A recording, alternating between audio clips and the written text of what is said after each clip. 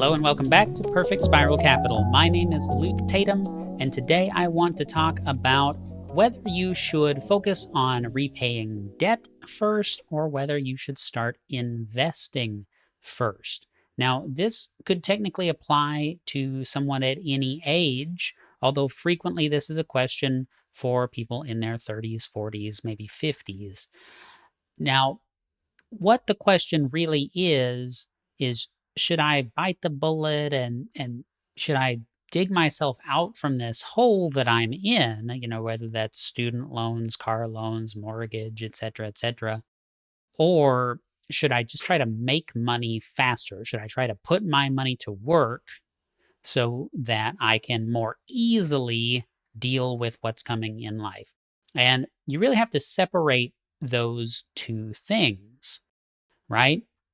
Getting out of debt, and spoiler alert, as we get into the rest of the video, I'm going to say repay your debt first, okay? What we need to focus on is cash flow.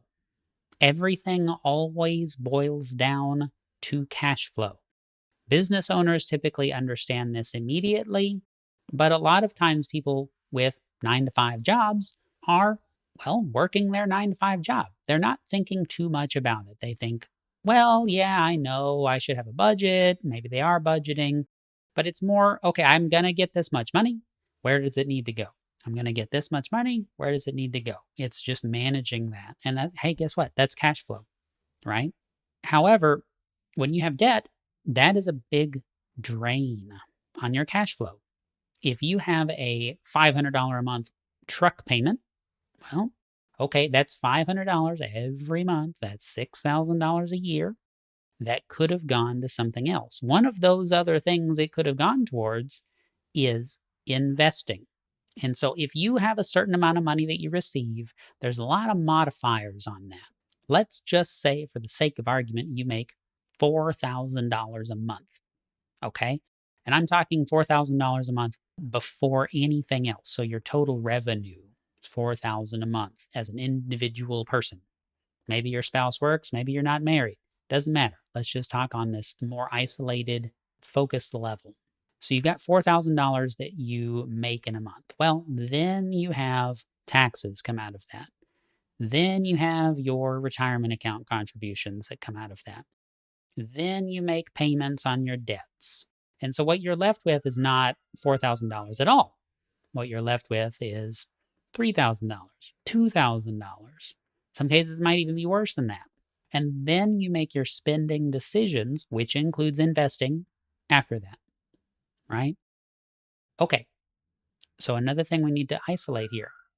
Your 401k or Roth IRA contributions that are coming out of your paycheck. Well, that's investing. I'm investing. Well, no, it's really not. Because are you playing the market? Are you watching stocks all day, every day? Are you making trades and getting in at the right moment and getting out at the right moment? I mean, probably not, right?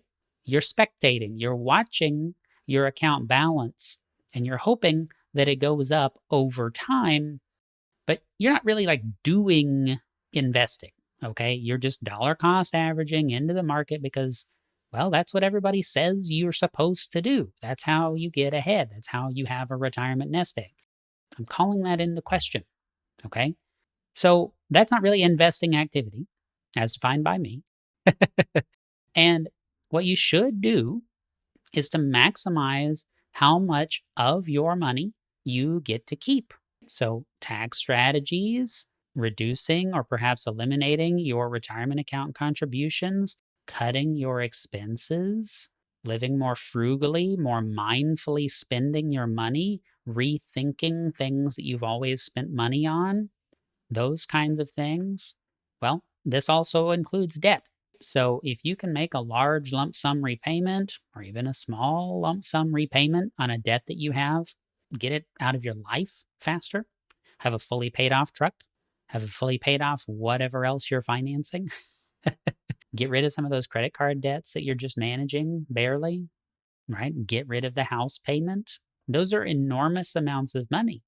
If it's $500 a month for a truck, would you rather have that available to help you live? Of course you would.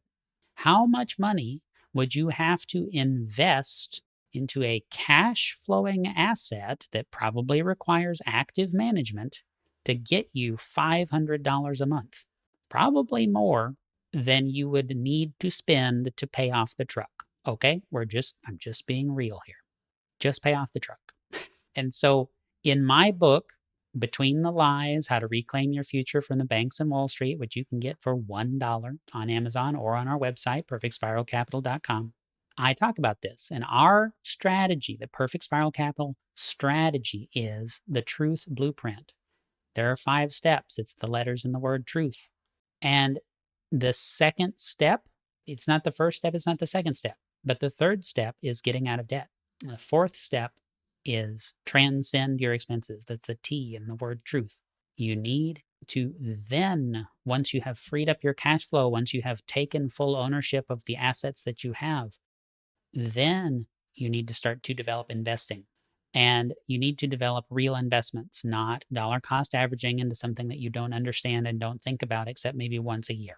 So when it comes to that question of should I get out of debt first or should I start investing? Just think, how much money would you have to set aside? How long would it take you to build up the kind of cash flow that you could just get instantly or in a very short order by getting out of debt? Just get out of debt. When all your money is under your control, you can do anything you want. You will have more and more and more opportunities and control if you are out of debt. And that's where you want to be. As I always say with my clients, you want flexibility, options, and control. And you're going to have a lot more of all 3 of those if you get out of debt.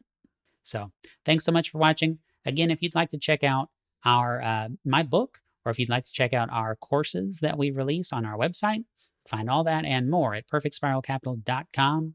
Be sure to check it out. You can get an entire 11 video series on understanding and implementing the infinite banking concept for free over at perfectspiralcapital.com. Thanks so much. We'll see you there.